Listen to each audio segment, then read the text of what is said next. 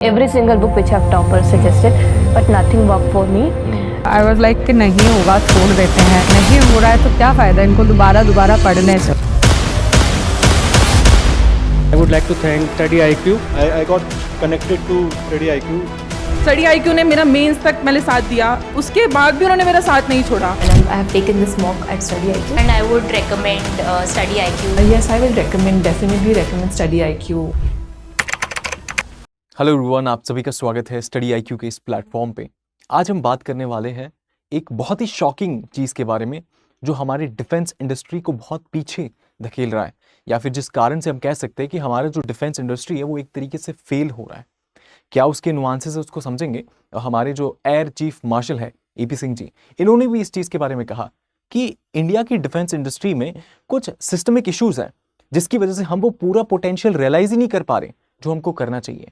मतलब टैलेंट है, सारी चीज़ें हैं, फंडिंग है, सब कुछ है, सारी नुआंसेस हैं जो ज़रूरी है एक सफल डिफेंस टेक या एक सफल डिफेंस इंफ्रास्ट्रक्चर उस तरीके से बनाने के लिए। लेकिन डिस्पाइट दैट हम देखेंगे कि वो फ्रूशन में ही नहीं आता है, चीज़ें बन ही नहीं पाती, एंड गोल जो हमको रियलाइज़ करना है वो हम कर ही नहीं पा रहे हैं। तो वो क्यों है, क्या उसके नुआंसेस है, उसको समझने की कोशिश करेंगे। तो अगर हम देखें तो AP सिंह जी कहते हैं कि सिस्टमिक इश्यूज़ हैं। सिस्टमिक इश्यूज़ की वजह से क्या होता है, हमको जो प्रोक्योरमेंट करने होते हैं, जो बाहर से, अगर लेट्स से आप इसको समझेंगे तो इस तरीके से देखिए कि रिसर्च जो होता है ना, R&D जो होता है वो एक इंस्टीट्यूट करता है। उसके बाद में इन्होंने बना दिया कि भाई ये डिज़ाइन होना चाहिए, एयरक्राफ्ट इस तरीके से होना चाहिए, है ना, इस तरीके से स्टेल्थ, इसकी जो कैपेबिलिटी है वो ज़्यादा होगी। तो ये जो डिज़ाइन है एयरक्राफ्ट का, ये इन्होंने बना दिया, एक ऑर्गेनाइजेशन ने बना दिया। फिर दूसरे ऑर्गेनाइजेशन का काम होता है कि ये जो डिज़ाइन है इसके बेसिस पे ये मास मैन्युफैक्चर करे, मास प्रोडक्शन करे बहुत सारे एयरक्राफ्ट का, क्योंकि एक रूपरेखा जो है वो तो इनको मिल गई है, उसके बेसिस पे करना है। तो इंडिया में अगर ये जो R&D का काम है ये DRDO करता है, और ये जो मास मैन्युफैक्चरिंग का काम है ये HAL, Hindustan aeronautics limited, aircraft के मामले में HAL करता है। तो ये जो दोनों ऑर्गेनाइजेशन है इनका इस तरीके से काम करना है, ऑपरेशन इस तरीके से। लेकिन दिक्कत क्या है, यहाँ पे R&D सही से नहीं हो रहा है और यहाँ पे मास मैन्युफैक्चरिंग जो होना चाहिए वो नहीं हो रहा है। तो जब यहाँ से मैन्युफैक्चरिंग नहीं होगा तो आगे जब इंडियन एयरफोर्स को जो भी फाइटर क्राफ्ट चाहिए, यहाँ पे उस तरीके से फाइटर क्राफ्ट इनको चाहिए, मिल ही नहीं पा रहे। तो अगर हम देखेंगे कि HAL कॉन्ट्रैक्ट तो साइन कर लेता है कि हम एयरफोर्स आपको इस टाइम में इतने साल, 1-2 साल में इतने सारे एयरक्राफ्ट है वो दे देंगे, लेकिन एक कॉन्ट्रैक्ट साइन हो जाता है, उसके बावजूद भी उसको फुलफिल नहीं किया जाता है। सेम यहाँ पे भी हमको देखने को मिलता है कि DRDO और HAL के बीच में भी कॉन्ट्रैक्ट साइन हो जाता है कि इस तरीके से आपको डिलीवर कर देंगे, लेकिन वो देखने को नहीं मिलता है। तो ये सारी जो सिस्टमिक इश्यूज हैं, कहीं ना कहीं ऑर्गेनाइजेशन का फेलियर है या किस तरीके से, उसको भी हम आगे देखेंगे। तो सबसे पहले क्या समझ में आता है कि जो प्रोक्योरमेंट और जो प्रोजेक्ट का टाइमलाइन है इसमें बहुत डिले होता है कि यहाँ से यहाँ देना था 1 साल में, हो गए 10 साल, अभी तक नहीं दिया जा रहा है वो चीज़। और 10 से आप मतलब शॉक हो जाएंगे ये जान के कि तेजस फाइटर क्राफ्ट जो 1983 का प्रोग्राम है, 2015, 2017, 19 में जाकर ऑपरेशनल क्लियरेंस मिलता है उसको, मतलब 35 साल लग जाते हैं एक फाइटर क्राफ्ट को बनाने में। उसके पीछे जो इंजन बनना था, कावेरी इंजन, उसमें भी इतना डिले देखने को मिलता है। और आखिर में जाके होता क्या है कि कावेरी इंजन को हम इस्तेमाल ही नहीं करते फाइटर क्राफ्ट में, क्योंकि वो जिस कैपेबिलिटी में बनना था वो बन ही नहीं पाया। तो इतने सारे हमको उस तरीके से फेलियर देखने को मिले, ये बात हो जाती है। अब उसमें प्रोक्योरमेंट है, इस लेवल पे हम प्रोक्योरमेंट में बहुत डिले कर रहे हैं, उसके साथ टाइमलाइन जो है प्रोजेक्ट वो और ज़्यादा डिले होती जा रही है। उसके साथ साथ ये जो एनुअल बिजनेस समिट हुआ, उन्होंने जो एयर चीफ मार्शल है ये खुद ये बात कह रहे हैं, like he is a very authoritative figure, if he is saying something organisation के बारे में, तो सीरियसली कंसर्निंग चीज़ है कि सिस्टमिक इश्यूज़ है जिसको टैकल करना बहुत ज़रूरी है। उसमें अगर आगे हम समझेंगे तो क्या है, सिस्टमिक डिलेज में कोई, मतलब आप देखेंगे कि वो खुद कहते हैं कि पिछले समय में ऐसा कोई मेजर डिफेंस का प्रोक्योरमेंट नहीं हुआ है, कोई डिफेंस प्लेटफॉर्म का प्रोक्योरमेंट नहीं हुआ है कि जिसमें डिले ना हुआ हो। मतलब ये जो डिलेज है ये हर जगह पे देखने को मिला है, हर समय पे। अगर 1 साल की बात हुई है तो 2 साल 3 साल उसके बाद ही मिला है। 1 साल की बात हुई है और 11 महीने या 10 महीने या उससे पहले दे दिया हो, ये कभी देखने को नहीं मिला है, या टाइम पे भी नहीं मिला है। तो ये बात कहते हैं। उसी के साथ में कहते हैं कि हम अनरियलिस्टिक कमिटमेंट कर देते हैं कि हम आपको दे देंगे इतने समय में, ये सारे जो प्रोजेक्ट नहीं मिलते हैं, ये सारी जो चीज़ें वो होती ही नहीं है। तो जब आपको पता है कि वो चीज़ नहीं होने वाली है तो आप अनरियलिस्टिक वे में कमिट क्यों कर रहे हैं उसको, है ना, ये काम ही नहीं होने वाला है, आपको पहले से पता है। तो आप हर ऑर्गेनाइजेशन का एनर्जी उसमें वेस्ट हो रहा है, ये नुआंसेस हमको देखने को मिलते हैं। उसी के साथ में अगर हमने अभी देखा ऑपरेशन सिंदूर हुआ था, तो उसमें पाकिस्तान के अगेंस्ट में हमने उस तरीके से जो भी ऑपरेशन सिंदूर लॉन्च किया था, उनके जो टेरर एक्टिविटीज़ थे, उनके कैंप्स को हमने डिस्ट्रॉय किया। तो उस समय पे हमने देखा कि हमारा जो एयर पावर था उसने बहुत अच्छे से उस चीज़ में सेंट्रलिटी का रोल प्ले किया, बहुत इंपॉर्टेंट रोल प्ले किया, लेकिन वहाँ पे हमको कुछ कैपेबिलिटी गैप्स भी देखने को मिले थे। अब वो कैपेबिलिटी गैप्स है, कहीं ना कहीं इंडिया का जो ये फेलिंग इंफ्रास्ट्रक्चर है डिफेंस का, उस पर कहीं ना कहीं क्वेश्चन उठाते हैं। वो क्या चीज़ है उसको समझते हैं। तो सबसे पहले हमने जो सोचा है ना कि हमको इंडिया में आत्मनिर्भर भारत के रूप में इंडिजिनसली अपनी टेक्नोलॉजीज को डेवलप करना है, ये बहुत ही सही स्टेप है, क्योंकि इंडिया आज भी 65% अपने जो डिफेंस इक्विपमेंट्स है उसको बाहर से इंपोर्ट करता है। पहले ये बहुत ज़्यादा था, अभी रिड्यूस हुआ है, लेकिन और रिड्यूस करना है इसको, तो ये बहुत ज़रूरी हो जाता है। अब इसको ये ज़रूरी एस्पेक्ट हो जाता है। अब इसके अंदर क्या चैलेंजेस हमको देखने को मिलते हैं? चैलेंज देखने को मिलते हैं कि जो रिसर्च एंड डेवलपमेंट होना चाहिए, जैसे DRDO हो गए, ये ऑर्गेनाइजेशन हो गए, इनको फंडिंग अगर देखेंगे, जैसे इसरो को कितना फंडिंग मिलता है? इसरो को 13,000 करोड़ का फंडिंग मिलता है एक साल का। DRDO को कितना फंडिंग मिलता है? DRDO को 26 से 27,000 करोड़ का फंडिंग मिलता है एक साल का।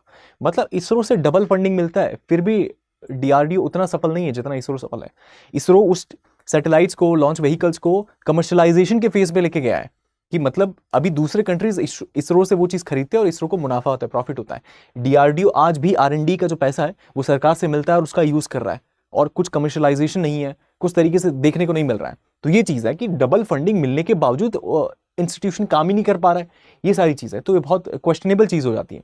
उसी के साथ में पॉलिटिकल ऑप्टिक्स की बात करें कि लाइक पॉलिटिकल विल ही नहीं है, नेता लोग चाहते ही नहीं है कि ये चीज़ आगे बढ़े, या शॉर्ट टर्म अपना देखते इलेक्टोरल गेल कि इसको अनाउंस कर देते हैं, बहुत बढ़िया चीज़ है, अनाउंस करेंगे, लोग खुश हो जाएंगे, वोट बैंक खुश हो जाएगा, उस तरीके से पेट्रियाटिज्म के नाम पे शायद कुछ वोट्स मिल जाए, वो सारी चीज़ें हैं। तो उसकी वजह से बहुत शॉर्ट टर्म वे में उसको देखा जाता है। तो उसकी वजह से लॉन्ग टर्म प्रॉब्लम्स क्रिएट होती हैं कि आपने शॉर्ट टर्म अनाउंसमेंट कर दिया, उसमें पैसा डाल दिया, पैसा भी गया, अब उसका इस्तेमाल बेलिटल हो जाएगा, मनी करप्शन वरप्शन सारी चीज़ों में चला जाएगा, और एक्चुअल में जो रिजल्ट मिलना चाहिए था वो तो मिल ही नहीं पा रहा है, उस तरीके से डिले हमको देखने को मिलता है। ये सारे नुआंसेस हैं। उसी के साथ में इंस्टीट्यूशन का कोऑर्डिनेशन ही नहीं है।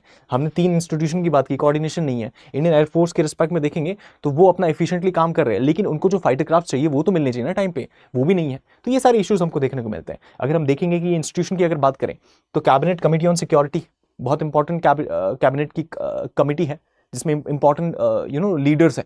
उसी के साथ में मिनिस्ट्री ऑफ डिफेंस है, पूरा इंडियन एयरफोर्स है, और हिंदुस्तान एरोनॉटिक्स लिमिटेड है।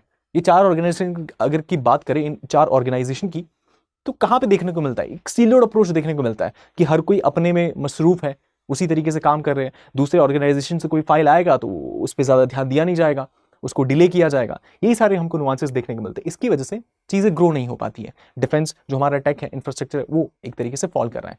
उसी के साथ में अगर आप UPSC के सीरियस एस्पिरेंट हैं और UPSC की तैयारी कर रहे हैं, तो कोई भी नोट्स अगर आपको चाहिए जो आप अवेल करना चाहते हैं, टॉप फैकल्टीज़ के नोट्स हो गए, उनके जो PDFs हो गए, इंपॉर्टेंट मटेरियल्स हो गया, मेंस के रिलेटेड, प्रीलिम्स के रिलेटेड, इंटरव्यू के जो ट्रांसक्रिप्ट्स हैं, सारी जो नुआंसेस हैं वो सारे आपको इस टेलीग्राम चैनल पे मिल जाएंगे। और उसके साथ साथ स्टडी IQ का जो ऐप है उसको आप डाउनलोड कर सकते हैं। तो वहाँ पे आपको सारे ये जो डिटेल्स, नोट्स, PDFs वगैरह सारी चीज़ें वहाँ पे मिल जाएंगी। तो टॉप फैकल्टी के जो भी चीज़ हैं आप यहाँ से देख सकते हैं उस तरीके से। उसी के साथ में ये टेलीग्राम चैनल है मदन चौधरी स्टडी IQ, आप सर्च करेंगे आपको मिल जाएगा, या फिर आप वो स्कैनर है उसे भी स्कैन कर सकते हैं, उसके साथ ज्वाइन कर सकते हैं। तो ये सारी चीज़ें हैं। उसी के साथ में अगर आप 2026 या 27 की अगर बात करें, UPSC का जो एग्ज़ाम है उसके लिए तैयारी कर रहे हैं और फुल थ्रॉटल में अटैम्प्ट देना चाहते हैं, और उस तरीके से अपना जो IAS बनने का सपना है उसको सुनिश्चित करना चाहते हैं, तो स्टडी IQ के कोर्सेज हैं, आप उसको अवेल कर सकते हैं। ये हिंदी में है, इंग्लिश में है, प्योर हिंदी में, प्योर इंग्लिश में और इंग्लिश में, कि दोनों के मिक्सचर बाइलिंगुअल है। तो जो भी आपको अच्छा लगे, जो भी आपके कन्वीनियंस के हिसाब से आपको लगे, आप उस हिसाब से इसको ज्वाइन कर सकते हैं। ये एस्पेक्ट है। इसी के साथ में अगर हम वीडियो पे कंटिन्यू करें, तो हम जो बात कर रहे हैं डिफेंस टेक्नोलॉजीज़ का, इन सारी चीज़ों का, तो हम देखेंगे कि जो टाइमलाइन है ये बहुत अनरियलिस्टिक है, हमको पता नहीं होने वाले, डिस्पाइट दैट हम उस चीज़ पे आगे बढ़ जाते हैं कि चलो इसको कॉन्ट्रैक्ट को साइन कर लेते हैं, ये हो जाता है। इन फिजिबिलिटी हमको मालूम होता है, डिस्पाइट दैट हम ये चीज़ करते हैं। तो जो AP सिंह जी है वो कहते हैं कि जब हमें पता है कोई चीज़ नहीं होने वाली तो हम प्रॉमिस क्यों कर रहे हैं इसको, ये प्रॉब्लमेटिक दिक्कत है, प्रॉब्लमेटिक चीज़ है। उसी के साथ में अगर इंस्टीट्यूशनल फेलियर पे हम देखें तो इंडिया का जो डिफेंस का मॉडर्नाइजेशन वाला एस्पेक्ट है कि हमें डिफेंस को मॉडर्नाइज करना है, जो टेक्नोलॉजी है उसको इनकॉर्पोरेट करना है, उसमें new age technology, stealth technologies को इनकॉर्पोरेट करना है, ये सारी चीज़ों पे ध्यान दें तो उनको समझ में आता है कि कैसे करेंगे हम ये। क्योंकि HAL जिसका काम है मास मैन्युफैक्चर करना एयरक्राफ्ट, मोनोपोली है उसका, अकेले का मोनोपोली है उस चीज़ में, और कोई कंपनी है ही नहीं, प्राइवेट सेक्टर है ही नहीं, PSU है। अब PSU का मोनोपोली देखने को मिल रहा है, प्राइवेट सेक्टर का पार्टिसिपेशन इतना नहीं है। आप देखेंगे 20 से 21% के आसपास डेटा निकल के आता है कि प्राइवेट सेक्टर इतना डिफेंस में कंट्रीब्यूट करते हैं, बाकी 80% बड़ा चंक है जो PSUs हैंडल करते हैं। ये चीज़ है, तो इतना बर्डन भी है इनके ऊपर और उसके साथ साथ में इनएफिशिएंसीज भी हमको देखने को मिलता है। इसी में अगर हम देखेंगे तो इंडियन एयरफोर्स जो है एक कैप्टिव कस्टमर बन गया, मतलब HAL बनाएगा और इंडियन एयरफोर्स उसको खरीदेगा। अब इंडियन एयरफोर्स के पास ऑप्शन ही नहीं है, कोई दूसरी कंपनी ही नहीं है, कोई प्राइवेट प्लेयर ही नहीं है मेजर जिनसे वो खरीद पाए, तो उस वजह से HAL ही एक अकेला है, तो वो एक मोनोपोली क्रिएट हो गया है। तो जब मोनोपोली क्रिएट हो जाता है तो कंपटीशन नहीं है, तो उसमें इनोवेशन कैसे आएगा, वो चीज़ नहीं देखने को मिलेगा। तो ये दिक्कत वाली बात हो जाती है। उसी के साथ में जो 11 आप देखेंगे कि HAL ने बोला था कि हम आपको, आप देखेंगे कोई एक पर्टिकुलर डेट है 2025 में, उस तक हम आपको जो तेजस फाइटर जेट है, आपको 11 तेजस फाइटर जेट जो प्रॉमिस किए गए वो दे देंगे।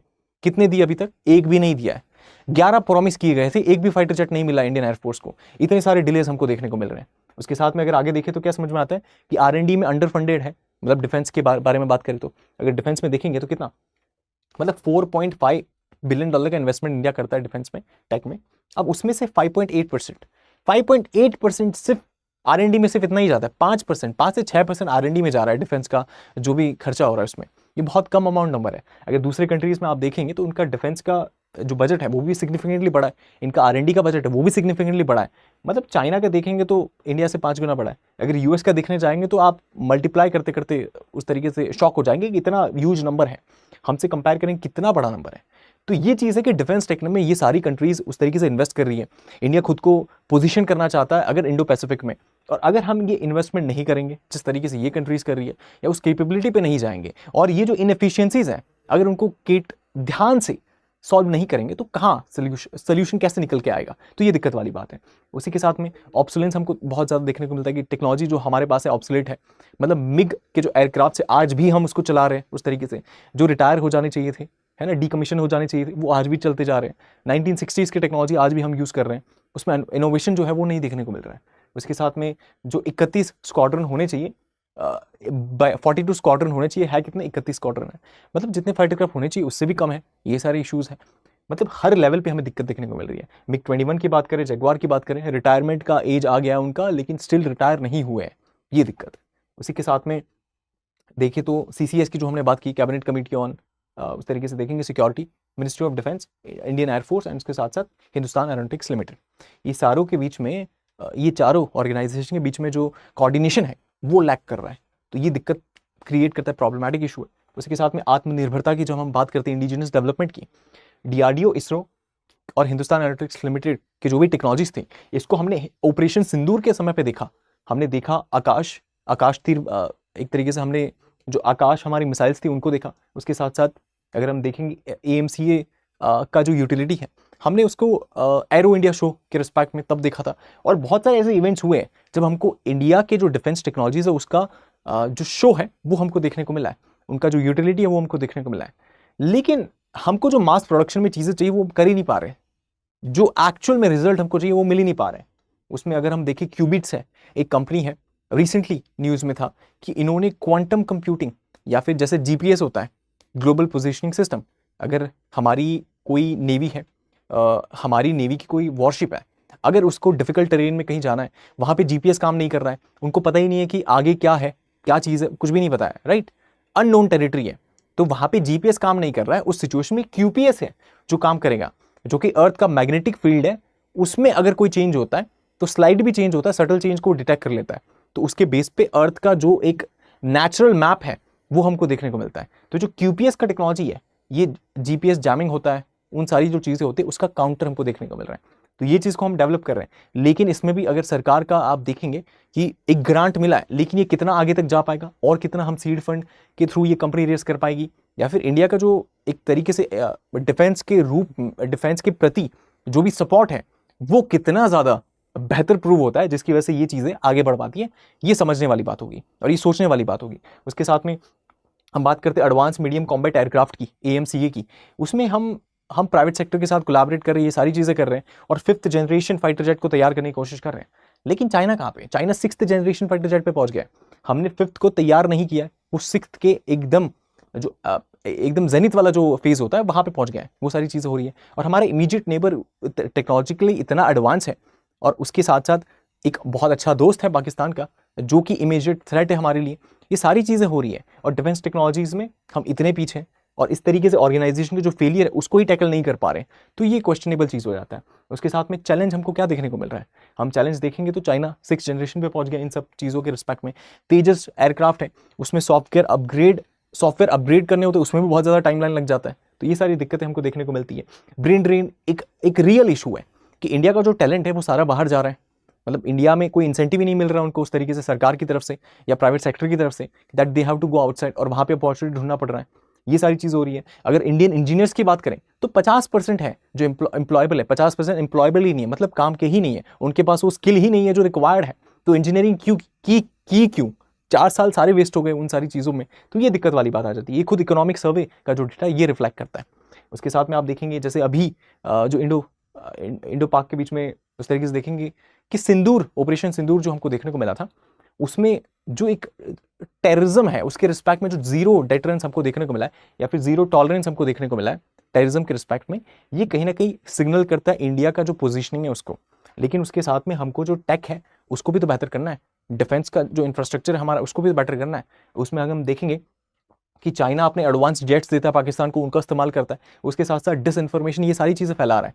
तो इन सारी चीज़ों को काउंटर करने के लिए इंडिया को अपने डिफेंस का जो भी एक रूपरेखा, जो भी फाउंडेशन है उसको बहुत मजबूत करना होगा। जब तक ये नहीं होगा तब तक हम उस तरीके से चीज़ों को नेविगेट नहीं कर पाएंगे, तो ये इंपॉर्टेंट हो जाता है।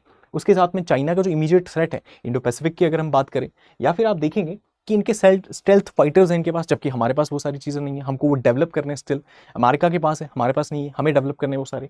उसी के साथ में इंपोर्ट्स की बात करें तो 65% हम इंपोर्ट करते हैं बाहर से डिफेंस इक्विपमेंट्स को। हम रशिया पे डिपेंडेंट है, हम यूएसए पे डिपेंडेंट है, ये सारे नुआंसेस हैं। अब जब डिपेंडेंट होते हैं, जैसे रशिया यूक्रेन वॉर की बात करें तो हम उस पर डिपेंडेंट थे, हमने देखा कि S-400 के डिलेज हो गए, मतलब 5 S-400 हमको मिलने थे, उसमें से हमको 2 मिल पाए, मतलब उस तरीके से डिलेज हमको देखने को मिले S-400 में भी। तो ये जब डिलेज होते हैं तो हमारा जो डिफेंस का रिलायंस है वो कहीं ना कहीं खतरे में आ जाता है, वो सारी चीज़ें होती हैं। तो इसी के साथ में जो एक रिस्पेक्ट हम इसमें देखते हैं कि हमें हर जगह पे सप्लाई चेन को उस तरीके से बेहतर करना है कि हम एक कंट्री पे रिलाई ना करें, ये भी इंपॉर्टेंट हो जाता है। उसमें तेजस के डिलेज देखेंगे, समझ में आता है 35 साल से ज़्यादा डिले हो गया तेजस में, है ना। उनका जो कावेरी इंजन था वो भी उस तरीके से डिले होता है, फिर फाइनल जाकर वो प्रोजेक्ट को कैंसिल कर दिया जाता है। जनरल इलेक्ट्रिक से जो हम इंजन लेते हैं उसकी सप्लाई चेन में भी डिलेज देखने को मिलते हैं। तो ये सारी चीज़ें हैं। उसी के साथ में S-400 की जैसे हमने बात की, देयरआफ्टर अगर हम देखें तो पहलगाम अटैक में जो इंटेलिजेंस फेलियर था वो भी एक हाईलाइट होकर हमको देखने को मिलता है। उसी के साथ में इंडिया का डिफेंस फेल क्यों हो रहा है, क्या उसकी समरी है, मतलब पूरी तरीके से हमने क्या डिस्कस किया अभी तक। हमको समझ में आता है कि जो प्रोक्योरमेंट है और जो डिलीवरी है उसके रिस्पेक्ट में डिलेज देखने को मिल रहे हैं। अनरियलिस्टिक हम कमिटमेंट कर देते हैं, कॉन्ट्रैक्ट साइन कर लेते हैं लेकिन फुलफिल नहीं करते हैं। उसके साथ साथ में बहुत इनफीजिबल चीज़ें होती हैं, पॉलिटिकल ऑप्टिक्स, मतलब पॉलिटिकल गेम के लिए चीज़ें कह दी जाती है लेकिन उस पर काम नहीं किया जाता, पॉलिटिकल विल देखने को नहीं मिलता है। उसके साथ साथ में चाइना स्टेल्थ में उतना आगे जा रहा है लेकिन हम क्या कर रहे हैं, चाइना क्वांटम में उस तरीके से कर रहा है, हम भी क्वांटम में जा रहे हैं, लेकिन जो सरकार से सपोर्ट मिलना चाहिए वो बहुत सिग्निफिकेंट है और एक बड़े अमाउंट में वो मिलना चाहिए, वो चीज़ है। उसी के साथ में 65% इंपोर्ट है, इसको रिड्यूस करना होगा, सिग्निफिकेंट रिड्यूस करना होगा, ताकि आत्मनिर्भर भारत को हम एक्चुअल में रियलाइज कर पाएंगे, उसका जो पोटेंशियल है उसको समझ पाएंगे। उसी के साथ में जो इंस्टीट्यूशन का कोऑर्डिनेशन है इन ऑर्गेनाइजेशन के बीच में उसको बेहतर करना है, ताकि जो डिलेज है और जो सिनर्जी है वो बेहतर हो पाए, है ना। जो पुअर सिनर्जी है उसको कहीं ना कहीं एक तरीके से सिंक्रोनाइज करना है सारी चीज़ों को, ताकि एफिशिएंसी बढ़ पाए ऑर्गेनाइजेशन की, ये बात हो जाती है। उसी के साथ में जो स्किलिंग है, टैलेंट है, 50% इंजीनियर्स यार काम के नहीं है, एम्प्लॉयबल नहीं है, ये मतलब बहुत बड़ा शॉकिंग नंबर है। इसको कहीं ना कहीं उनको रीस्किल करना, ये सारी चीज़ें इंपॉर्टेंट हो जाती है, ये एस्पेक्ट हो जाता है। और हमारा जो भी एजुकेशन सिस्टम है, आर्किक एजुकेशन सिस्टम है, उसको रिफॉर्म करना इंपॉर्टेंट है, ताकि हम वही चीज़ उनको सिखाएं जो इंपॉर्टेंट है, मार्केट में डिमांड है उन चीज़ों की। डिमांड नहीं है तो हम क्यों पढ़ा रहे हैं उनको। आज भी अगर हम उनको फ्लॉपी डिस्क पढ़ाएंगे, जब उनको क्वांटम कंप्यूटिंग या ये सारी चीज़ पढ़ानी की ज़रूरत होनी चाहिए, तो फिर कैसे चलेगी चीज़ें, वो बात हो जाती है। एंड उसी के साथ में हमारा जो ओवर रिलायंस है इंपोर्ट पे, उसको रिड्यूस करना है, और जो भी जियोपॉलिटिकल चैलेंजेस होंगे उस समय पे हम नेविगेट कैसे करेंगे, तो जो डिफेंस पे रिलायंस है इसको रिड्यूस करना बहुत इंपॉर्टेंट हो जाता है। एंड देयर आफ्टर हम देखें तो रीजन फॉर फेलियर ये सारे क्या है, पॉलिटिकल ऑप्टिक्स की बात करते हैं, इलेक्ट्रल ड्रिवन सारी चीज़ें होती है, डिफेंस पे एक्चुअल जो फोकस होना चाहिए वो होता नहीं है, तो ये सारी दिक्कत क्रिएट करती है। उसी के साथ में ब्यूरोक्रेटिक हर्डल्स होते हैं कि फाइल आ गई, अब वो वहीं पे पड़ी हुई है, उस पर कोई डेवलपमेंट नहीं हो रहा, कोई एक्शन नहीं लिया जा रहा है, ये दिक्कत क्रिएट करती है। चाइना में अगर आप देखेंगे तो इनके जो PSUs है स्टेट सपोर्टेड होते हैं, तो अच्छा खासा फंडिंग मिल जाता है, दिक्कत वाली बात आती नहीं है। लेकिन इंडिया में क्या है, इंडिया में सारा पैसा बिलिटल हो जाता है, करप्शन होता है, वो सारे इश्यूज हमको देखने को मिलते हैं। तो corruption has plagued the defence industry also, ये बहुत पेनफुल और एक तरीके से बहुत दुखद बात है वो एस्पेक्ट है। एंड उसी के साथ में इनका जो चाइना का जो क्वांटम इन्वेस्टमेंट है वो आउटपेस करता है हर लेवल पे। आप देख लीजिए एडवांस टेक में China is ahead of us, वो चीज़ है। तो हमें वहाँ तक पहुँचना है, उस चीज़ को इंश्योर करना है। तो सबसे पहले क्या हमको चीज़ को ध्यान रखना है कि जो ऑपरेशनल इनएफिशिएंसी है उसको ठीक करना है, जो भी इसमें फीचर्स है जो प्लैग कर रहे हैं इन सारी चीज़ों को, उनको कहीं ना कहीं करेक्ट करना है। उसके साथ में जो इन्वेस्टमेंट है उसको एक तरीके से बेहतर रूप में हम दे पाए तो वो ज़्यादा बेटर होगा। और जो ब्रेन ड्रेन है इन सारी चीज़ों को अगर नेविगेट करना है तो चीज़ें बहुत इंप्रूव हो जाएगी। तो इंडिया का जो डिफेंस है जो एक तरीके से फेल कर रहा है उसको कहीं ना कहीं फिर से राइज कराना है, उसको उस लेवल पे ले जाना है जहाँ पे चाइना, यूएस या इनकी टेक्नोलॉजीज़ हैं। तो इंपॉर्टेंट हो जाएगा कि हम स्टेट एक तरीके से उसको सपोर्ट करें हर लेवल से और जो इनएफिशिएंसीज है उसको हटाया जाए। उसी के साथ में यूपीएससी की अगर आप तैयारी कर रहे हैं तो आप स्टडी आईक्यू का ऐप डाउनलोड कर सकते हैं। वहाँ पे सारे नोट्स, पीडीएफ्स वगैरह आपको फैकल्टीज़ के मिल जाएंगे। उसी के साथ में Madan Chaudhary study IQ Telegram channel को ज्वाइन कर सकते हैं, वहाँ पे भी सिमिलर चीज़ आपको मिल जाएगी। एंड देयर आफ्टर यूपीएससी की अगर 2026-27 की अगर आप तैयारी कर रहे हैं तो स्टडी आईक्यू के कोर्सेज हैं, P2I बैच है जिसमें हिंदी, इंग्लिश और इंग्लिश जो भी मीडियम आप चूज़ करना चाहते हैं उसके अकॉर्डिंगली कोर्सेज डिज़ाइन किए गए हैं और उस तरीके से फैकल्टी आपको पढ़ाएंगे, टॉप फैकल्टी उस तरीके से स्टडी आईक्यू के आपको पढ़ाएंगे जिसके थ्रू आपकी जो यूपीएससी और आईएएस बनने का जो सपना है वो सुनिश्चित हो पाएगा। तो if you like this video do like, share and subscribe अपने फ्रेंड्स और फेलोज के साथ में। Thank you so much for watching, see you in the next video. Every single book which have toppers suggested, but nothing worked for me. I was like कि नहीं होगा छोड़ देते हैं, नहीं हो रहा है तो क्या फ़ायदा इनको दोबारा पढ़ने से। I would like to thank Study IQ. I got connected to Study IQ. Study IQ ने मेरा मेंस तक मैंने साथ दिया, उसके बाद भी उन्होंने मेरा साथ नहीं छोड़ा। And I have taken this mock at Study IQ. And I would recommend Study IQ. Yes, I will recommend, definitely recommend Study IQ.